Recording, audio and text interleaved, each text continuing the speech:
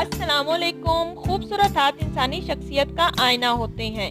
खूबसूरत हाथों को देखकर पहले ज़माने में लड़की को पसंद कर लिया जाता था। इसलिए इस वीडियो में मैं बनाऊंगी एक सोप जो आपके टूटे फूटे नाखूनों को तो ठीक करेगा ही और उसकी मुर्दा जेल जो इर्द गिर्द से उतरने लगती है उसको भी ठीक कर देगा।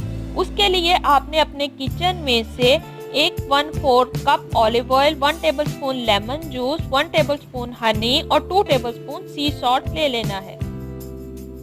इन सब चीज़ों को एक बॉल में अच्छे से मिक्स करके अपने नेल्स को 20 मिनट के लिए उसमें अच्छे से डिप करके रखना है।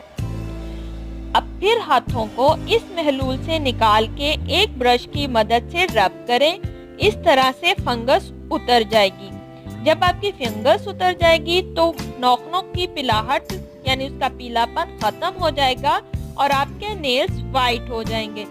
वीक में एक बार आपने ये सोक करना है। इंशाअल्लाह ताला जैतून की मदद से, शहद की मदद से और बाकी डाली गई चीज़ों की वजह से आपके नेल्स तेजी से ग्रो करेंगे, स्ट्रॉन्ग और हेल्थी हो जाएंगे और दोबारा से टूटेंगे नहीं, ना ही बुरी तरह से डैमेज होंगे।